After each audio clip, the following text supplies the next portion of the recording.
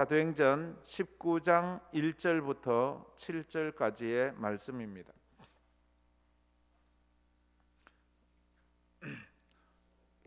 오늘 그 특성이 있죠, 그죠? 예, 우리 말씀 보고 그렇게 특송하도록 하겠습니다. 사도행전 19장 1절부터 7절까지 말씀입니다. 우리 다 같이 읽겠습니다. 아볼로가 고린도에 있을 때에 바울이 윗지방으로 다녀 에베소에 와서 어떤 제자들을 만나 이르되 너희가 믿을 때에 성령을 받았느냐? 이르되 아니라 우리는 성령이 계심도 듣지 못하였노라. 바울이 이르되 그러면 너희가 무슨 세례를 받았느냐? 대답하되 요한의 세례니라. 바울이 이르되 요한이 회개의 세례를 베풀며 백성에게 말하되 내 뒤에 오시는 이를 믿으라 하였으니 이는 곧 예수라 하거늘 그들이 듣고 주 예수의 이름으로 세례를 받으니 바울이 그들에게 안수하며 성령이 그들에게 임하심으로 방언도 하고 예언도 하니 모두 12사람쯤 되니라. 아멘. 이 시간에 충성마을 1가정교회부터 5가정교회 목자들 나오셔서 특송해 주시겠습니다.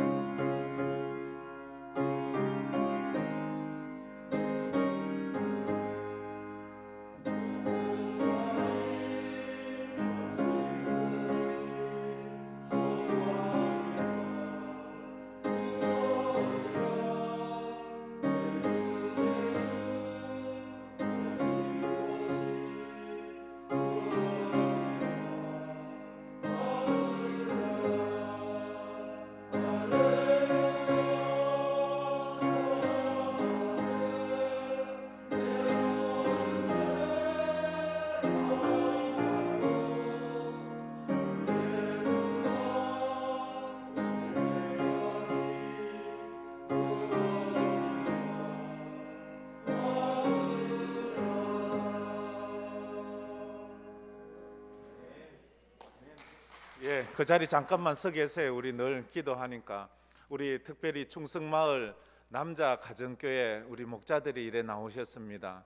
하나님께서 우리 교회에 또 남자 가정교회 충성마을을 세워주셨는데 올해에는 우리 충성마을 가정교회가 다 충성할 수 있도록, 충성이라는 뜻은 끝까지 신실하다는 뜻이라고 말씀드렸습니다. 우리 끝까지 신실해서 올해에 우리 목자들이 사명 감당하고 목원들이 또 하나님 앞에 모이기를 힘쓸 수 있도록, 그래서 각 가정교회마다 건강한 초대교회의 모습들이 일어날 수 있도록, 각 가정교회마다 기도의 제목들이 응답될 수 있도록 우리 다 같이 한번 통성으로 기도하겠습니다. 참 좋으신 하나님 감사합니다. 오늘도 저희들이 주님 앞에 나와서 또 기도회를 가지면서, 특별히 오늘은 충성마을 아버지 하나님 남자 가정교회 목자들이 하나님 앞에 특성으로 이렇게 영광 돌렸습니다. 올 한 해에도 우리에게 목자의 사명을 주셨는데 하나님 충성되게 하여 주시고, 하나님 목원들을 섬길 때에 은혜를 더하여 주시고, 우리 목자들의 섬김을 통하여 목원들의 믿음이 더 깊어지고 더 하나님 앞에 가까이 가게 하여 주시며,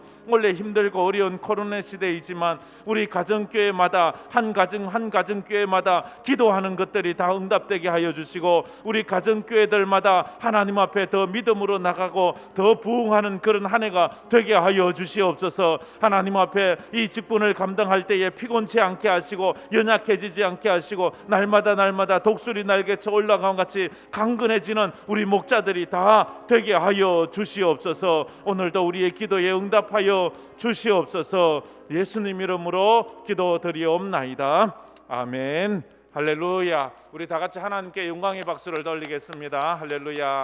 예, 차렷 경례. 예, 들어가시길 바랍니다. 예, 감사합니다. 우리 또 남성 음성이요 이렇게 굵직한 게 얼마나 은혜롭습니까, 그지요? 그렇습니다. 감사합니다.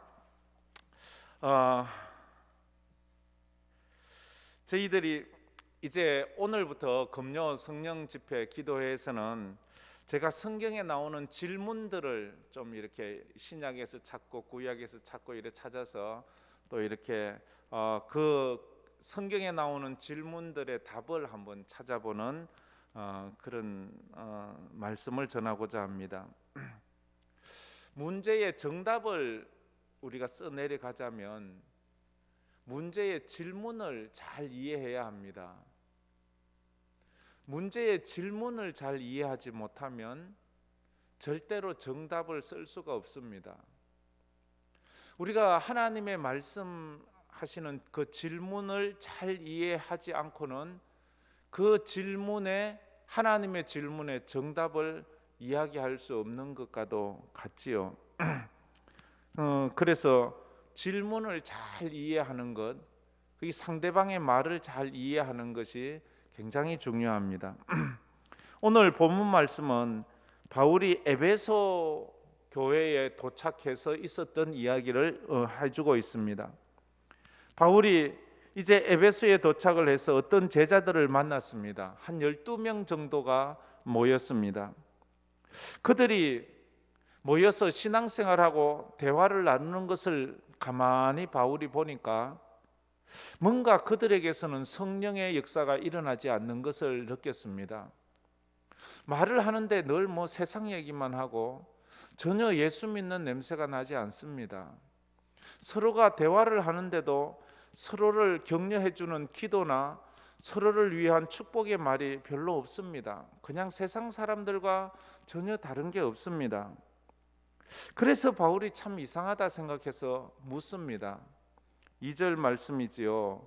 너희가 믿을 때 성령을 받았느냐라고 묻습니다. 너희가 믿을 때 성령을 받았느냐? 오늘 이 질문에 여러분이 한번 답을 여러분 스스로가 내리시기를 한번 바랍니다. 이 단답이 아니라 한번 여러분은 만약 오늘 주님이 여러분에게 찾아오셔서 우리 교회에 찾아와서 너희가 믿을 때 성령을 받았느냐라고 물으신다면 우리는 뭐라고 대답을 할까 한번 봐야 됩니다. 바울의 관심은, 바울이 에베소 교회를 향한 바울의 관심은 그 교회가 얼마나 많이 모이느냐, 그 교회가 얼마나 재산이 많느냐, 그 교회에 얼마나 유명한 사람이 모이느냐 여기 아니고 그 교회에 성도들이 성령 받았느냐에 대해서 제일 큰 관심사를 가지고 있습니다. 오늘 하나님께서 우리 황금교회를 보신다면 우리 황금교회에 무엇에 가장 큰 관심을 가지겠습니까? 우리 교회에 큰 문제들이 있고 기도 제목도 있고 주님이 찾아오셔서 관심을 가질 부분이 있겠지만, 저는 2000년 전 바울이 가졌던 이 질문이 똑같이 우리 교회에도 하나님께서 할 수 있다고 생각을 합니다. 너희가 믿을 때에 성령을 받았느냐? 여러분의 기도 제목은 무엇입니까? 가끔은 기도 제목을 물으면 당황스러워하는 분이 있습니다. 뭘 얘기할지를 정확히 주저하는 분들도 있습니다. 그런데 어떤 분들은 정확하게 예 이거요, 예 이거요 라고 말하는 분들도 있습니다.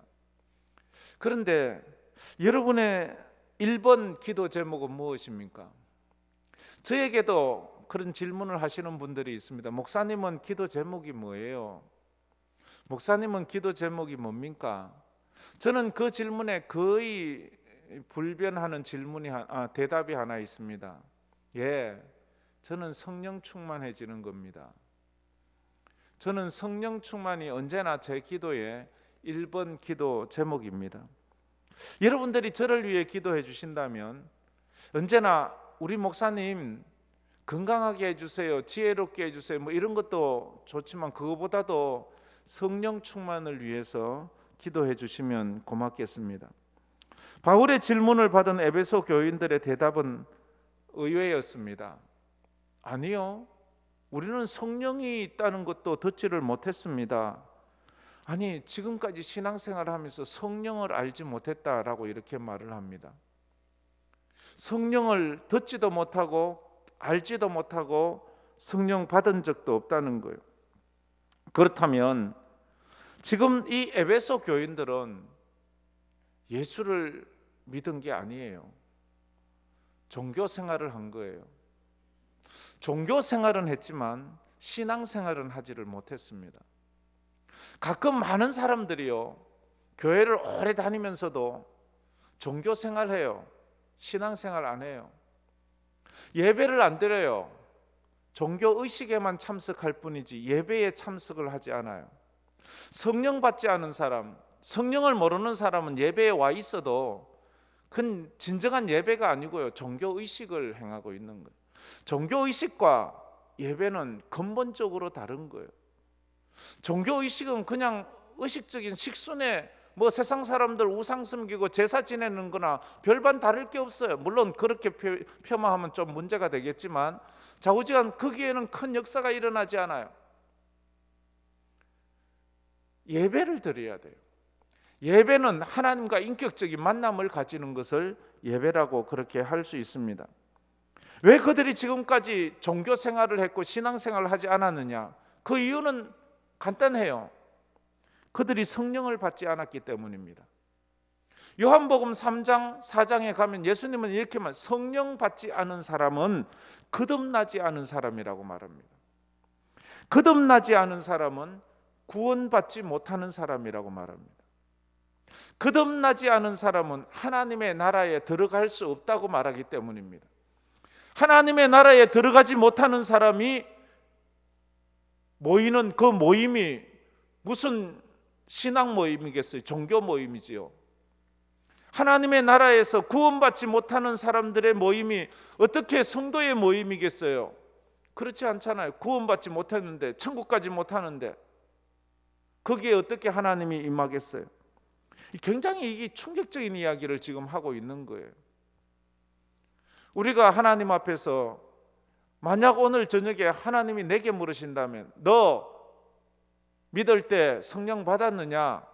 라고 물으신다면 로마서 8장 9절에 보면 그리스도의 영이 없으면 그리스도의 사람이 아니라 이래 말했어요. 누구든지 그리스도의 영이 없으면 그리스도의 사람이 아니라, 성령 받지 못하면 예수의 사람, 하나님의 사람이 아니다 하는 거예요. 성령을 받지 못했다면 거기에는 생명이 없는 것과도 같습니다. 그래서 바울이 또 묻습니다. 그러면 너희가 무슨 세례를 받았느냐? 너희가 세례 받지 않았느냐? 너희가 세례 받았잖아. 세례 받고 너 집사도 되고 너 권사도 되고 너 그래 됐잖아. 그런데 넌 무슨 세례를 받은 거야 도대체? 그러자 하는 말이 요한의 세례를 받았습니다 라고 말하는 거예요. 그 요한의 세례를 받았다는 그들에게 바울은 요한이 세례를 베풀면서 가르쳤던 예수에 대해서 가르칩니다. 요한이 너희들에게 회개의 세례를 베풀면서 가르쳤던 그 예수가 메시아고 그 예수가 하나님의 아들이야. 그 예수에 대해서 가르치게 되었습니다. 그러면서 그들에게 예수의 이름으로 세례를 받아야 된다는 것을 가르쳐요. 너희들이 요한의 세례를 배워서 요한의 세례는 받았지만 너희들이 예수의 세례를 요한의 세례라는 것은 율법적 세례를 말하죠. 그러나 예수의 세례는 성령 세례를 말합니다. 그래서 바울이 그들에게 예수의 이름으로 세례를 베풀고 그들에게 예수의 이름으로 안수하니까 그들에게 성령이 임했어요. 그래서 그들이 방언도 하고 예언도 하게 되었습니다. 그래서 성령의 사람이 성령 세례를 받게 되었습니다. 우리가 하나님에게서 성령 받기를 사모해야 돼요. D.L. 무디 부흥사 목사님이 이런 말을 하신 적이 있어요. 누군가가 온 세상을 다 준다 해도 성령 세례 받기 전 상태로 돌아가라면 저는 돌아가지 않겠습니다. 세상의 모든 것을 다 주면서 너 성령 세례 받기 전으로 돌아가, 그러면 안 돌아간다, 이렇게 말합니다. 여러분은 어떻습니까? 여러분은 온 세상 것을 다 주면서 너 성령 받기 전으로 돌아가 하면 돌아가시겠습니까? 그러면 이 성령 세례를 받았느냐, 성령을 받았느냐라고 물을 때 이 성령님이 어떤 분인지를 우리가 알아야 돼요. 여러분들은 성령을 어떤 분이라고 생각하십니까? 성령님은 능력이 있으세요. 파워가 있지요. 그리고 이 성령님은 치유도 하시고 치유의 능력이 있어요. 사람을 회복시키기도 하고 우리 인생을 이끌어가기도 해요. 그런데 이 성령에 대해서는 우리가 너무 많이 오해를 할 때가 참 많이 있어요. 성령님은요, 인격적이신 분인데 우리는 성령을 비인격적으로 생각할 때가 참 많이 있어요. 성령님은 어떤 물건이라든지 아니면 무슨 기 능력을 주는 기라든지 아니면 무슨 에너지 정도로 생각할 때가 있어요. 성령님 오셔서 이 에너지를 주세요, 파워를 주세요. 성령은 에너지가 아닙니다. 성령 이 자체가 인격이기 때문에 성령님은 인격체이며 성령님은 삼위일체 하나님 중에 한 분이세요. 우리가 이걸 알아야 돼요. 성령 받으라 한다고 성령이 무슨 물건처럼 주고받을 수 있는 게 아니고 성령 받으라, 하나님을 받으라, 하나님을 영접하라, 이 말씀이거든요. 그래서 이 성령님은 하나님이 창조하실 때 하나님의 영으로 온 땅에 운행하시고 주장하셨던 분이에요. 그래서 이 성령님이 하시는 일은 이 몇 가지가 있는데, 성령께서 하시는 일은 모든 질서를 만드는 일을 해요. 질서. 창조 때에도 이 성령 하나님께서는 하나님 아버지가 말씀으로 천지를 창조하실 때 이 혼돈되어 있는 이 땅의 모든 질서를 만든 분이 성령 하나님이세요. 땅과 바다, 또 이 육지와 바다, 이런 것들을 다 나누고 또 거기에 생물들을 나누고 하는 질서를 정돈하시는 하나님. 그래서 우리가 성령을 받으면 우리 삶에 질서가 생겨요. 무질서하고 혼돈스러운 내 삶에 질서가 생겨야 돼요. 그래서 내가 성령 받았다, 내가 성령 안 받았다를 이런 것으로 그분의 인격을 통해서 알 수, 성령 하나님은 질서의 하나님이신데 내가 성령을 받았다면 내 삶이 정돈되고 질서가 있어야 돼. 어른을 어른으로 모실 수 있고 자녀를 자녀로 대할 수 있고 또 내 처지에 따라서 내가 내 위치에서 내 삶을 살아갈 수 있는 질서적인 삶을 살게 하시는 분이 바로 이 하나님, 성령 하나님이시다 하는 거예요. 혼란스러운 우리 인생의 질서가 잘 정리돼야 돼요. 어떤 사람들은 이 질서가 너무 무질서한 사람이 있어요. 삶이 너무 무질서한 사람이 있어요. 뭐 아침이고 저녁이고 이거 없이 막 너무 무질서하게 살아요. 성령 받은 사람은요, 질서가 있어야 돼요. 삶의 질서가 있어야 돼요. 주일은 쉬어야 돼요. 주일은 예배를 드려야 돼요. 그런데 이런 질서가 없어요. 그냥 주일도 모르고 예배도 모르고 자기가 그냥 사는 거예요. 그게 성령 받은 사람은 아니에요. 진리의 성령은 그래서 거룩한 영이에요. 거룩한 영은 빛과 같은 거예요. 빛이 오면 어둠이 물러가듯이 거룩한 성령이 내 삶에 찾아오면 내 속에서 어둠이 물러가요. 내 삶에서 깨끗하고 밝은 모습들이 드러나는 거예요. 우리 속에 아직도 침울하고 어둡고 암울한 그런 아픔과 상처와 우울이 있다면 성령 하나님, 거룩하신 하나님이 오셔서 내 속에 있는 모든 어려움과 아픔과 어두움, 여러 가지 고통을 이렇게 몰아내 달라고 기도해야 돼요. 또 성령 하나님께서는 진리의 영이에요. 진리의 영 성령께서 오시면 예수님에 대해서, 진리가 누구야? 진리가 예수님이잖아요. 예수님에 대해서 알려주는 거예요. 예수님이 누구신지, 예수님이 메시아고, 예수님이 왜 십자가를 지셨는지, 십자가의 의미, 예수님이 왜 부활하셨는지, 예수님이 왜 다시 재림해야 되는지, 이런 것들에 대해서 잘 알려줘요. 요한복음 15장 26절에 그래서 저렇게 말하죠. 우리 다 같이 저 스크린을 보고 같이 읽겠습니다. 내가 아버지께로부터 너희에게 보낼 보혜사 곧 아버지께로부터 나오시는 진리의 성령이 오실 때에 그가 나를 증언하실 것이요. 진리의 성령이 오시면 그가 예수를 증언해 준대. 성령께서는 예수가 누군지를 우리에게 가르쳐 주는 분이에요. 예수의 그 사역이 어떤 의미가 있는지를 가르쳐 주는. 그래서 우리가 성령 받아야 십자가가 깨달아지고, 성령 받아야 예수를 하나님의 아들, 나의 구주 메시아로 고백할 수 있는 거예요. 그래서 예수님께서 성령 받으라고 말하는 거예요. 성령 받으라고. 내가 떠나면 아버지의 영 성령을 너희들이 받아야 된다라고 그래. 그래서 제자들도 그 예수님의 약속한 영을 받기 위해서 그렇게 오순절까지 간절히 기도하지 않았습니까? 우리가 예수님을 더 깊이 알기를 원한다면 주여 성령을 보내주십시오. 성령을 보내셔서 제가 예수를 더 깊이 알고 하나님을 더 깊이 알게 해주십시오. 그래서 더 깊은 은혜의 자리로 들어가는 거예요. 성령님은 자기 자신을 증거하기 위해 오지 않습니다. 성령은 예수를 증거하기 위해서 오시는 분이에요. 그래서 말씀이 육신이 되신 그 예수를 증거하기 위해서 말씀을 깨닫게 하시는 그런 분이 성령이에요. 그리고 마지막으로 성령님은 예수 안에서 성령의 열매를 맺게 하시는 분이에요. 우리의 인격에서, 우리의 삶에서 이 신앙 인격을 맺게 해요. 그게 간단하게 말하면 성령의 열매라 말하죠. 갈라디아서 5장 22절 23절에 성령의 열매에 대해서 저래 말하죠. 오직 성령의 열매는 사랑과 희락과 화평과 오래 참음과 자비와 양성과 충성과 온유와 절제니 이와 같은 것을 금할 법이 없느니라. 이런 우리 속에서 이런 열매를 맺게 하는 것, 내가 마음이 착하고 내가 공부를 많이 해서 내가 기도를 많이 해서 내가 이런 사람, 이게 아니고요. 성령께서 주시는 성령의 열매예요. 성령의 열매로 우리가 이런 인격적인 사람이 되어가는 거예요.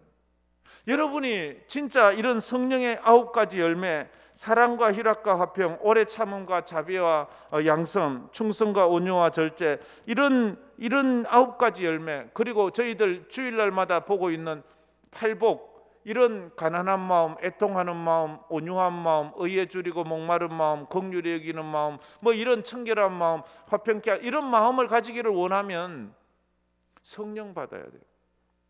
다른 거 없어요. 성령 받아야 되는. 성령께서 우리의 마음에 그 인격을 만들어 주시기 때문에. 그럼 이런 성령을 우리가 어떻게 받을 수 있느냐는 거예요. 내가 성령 받으면 무슨 은사가 나오죠. 기적도 행하고 방언도 하고 이런 거 있어. 예언도 하고 그런 거 있지만, 그러나 성령의 가장 기본적인 베이직, 누구에게나 다 성령 받은 사람은 기본적으로 있는 것, 그게 성령의 인격이거든요. 성령의 인격. 그래서 방언은 은사라서 받을 수도 있고 안 받을 수도 있는데, 그러나 성령 받은 사람은 이런 열매, 성령의 열매는 누구나 다 가지고 있어야 되거든요. 누구나 다 가지고 있어야 돼요. 그래, 나는 태어날 때부터 성질이 이렇게 해서 이건 나는 안 돼. 아니요. 그것도 그래 말하면 안 돼요.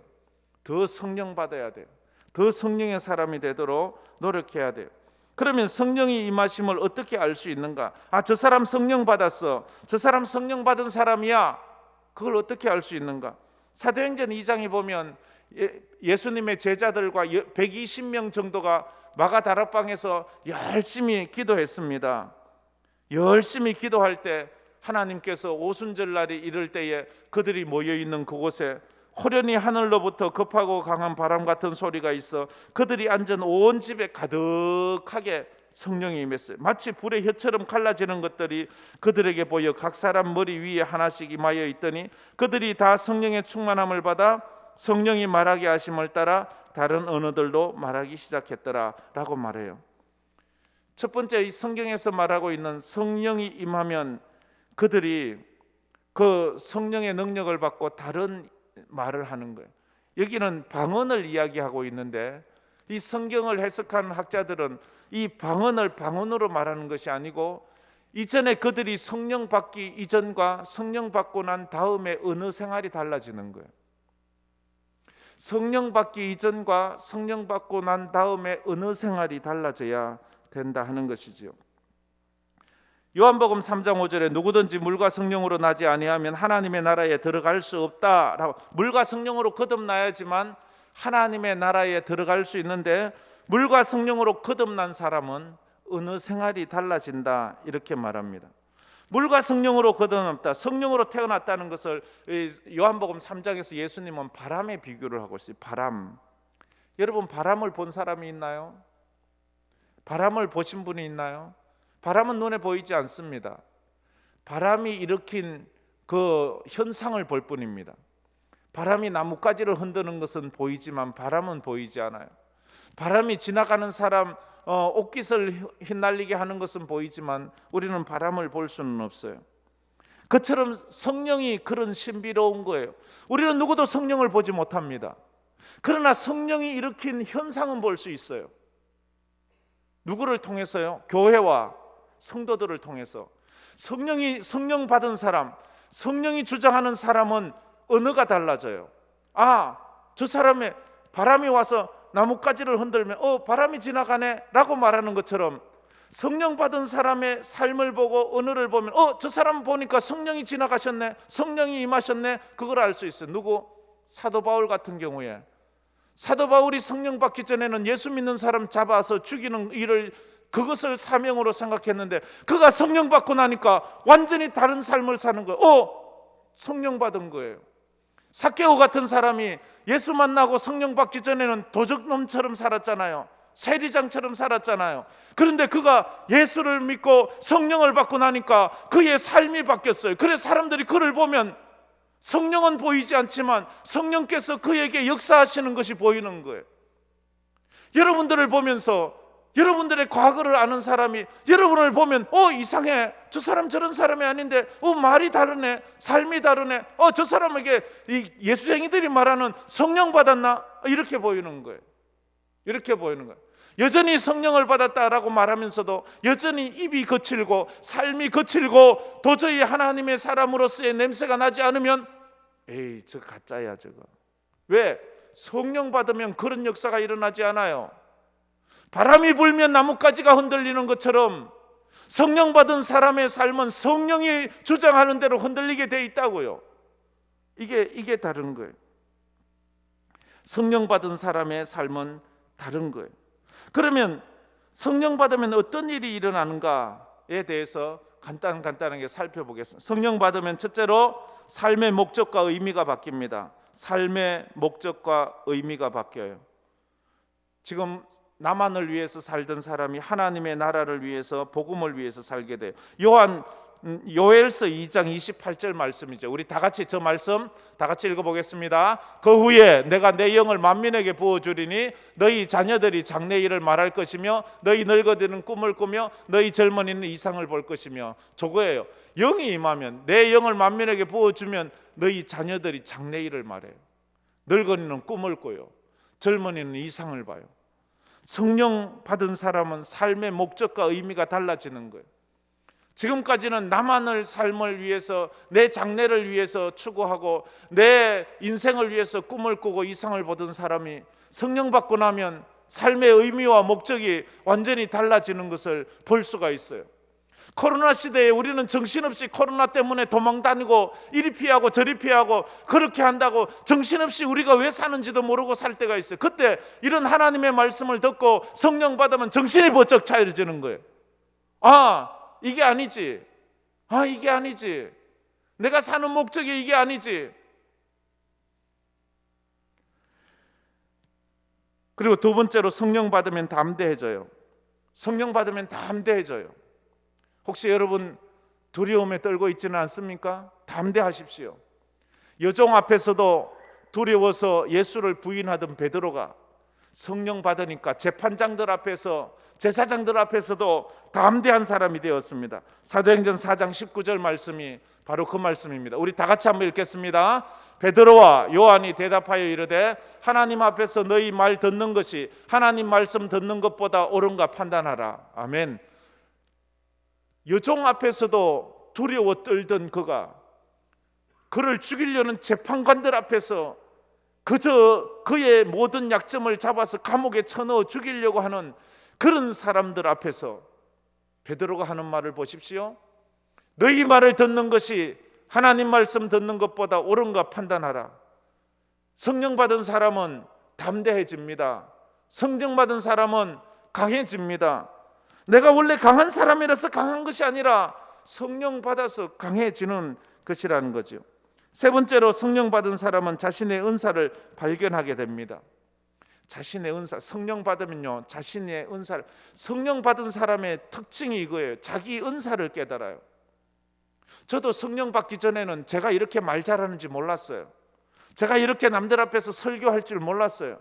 나는 내숭적이고 부끄러움 많이 타고 어디에서는 앞에 나서는 거를 참 부담스러워하고 그렇게 하면 막 너무 힘들어하는 그런 스타일인데 하나님께서 은혜를 주시니까 막 그런 은혜를, 어떤 사람은요 성령 받고 나서 자기가 찬양을 잘하는 것을 깨달았어요.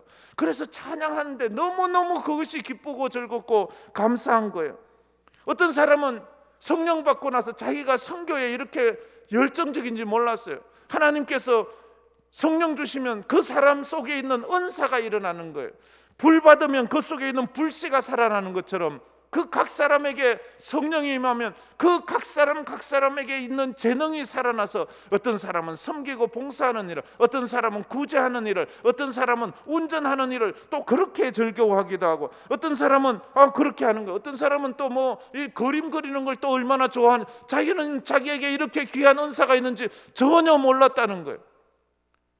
이게 그렇잖아요. 바울이 성령 받고 선교를 하기 시작했어요. 바울이 자기가 선교를 이렇게 잘하는지 몰랐어요.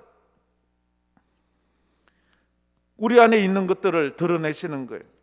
은사 중에 최고의 은사가 뭐예요? 믿음의 은사잖아요. 우리는 우리에게 이런 믿음이 있는지 몰랐어요. 저는 얼마나 겁적인지 몰라요. 그런데 믿음의 은사가 생기니까요, 누가 날 죽인다고 해도 꼼짝하지 않아요. 겁나지 않아요.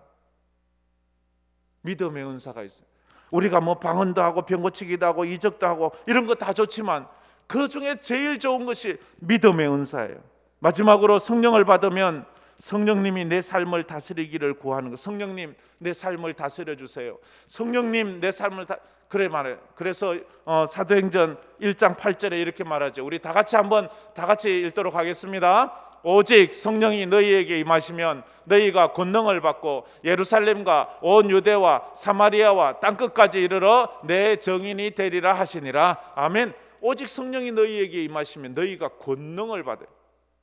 능력을 받아서 너희들의 은사가 막 일어나는데 그 은사를 가지고 어떻게 예루살렘, 온 유대와 사마리아와 땅끝까지 이르러 내 증인이 되는데 너희들의 은사를 쓰는 거예요.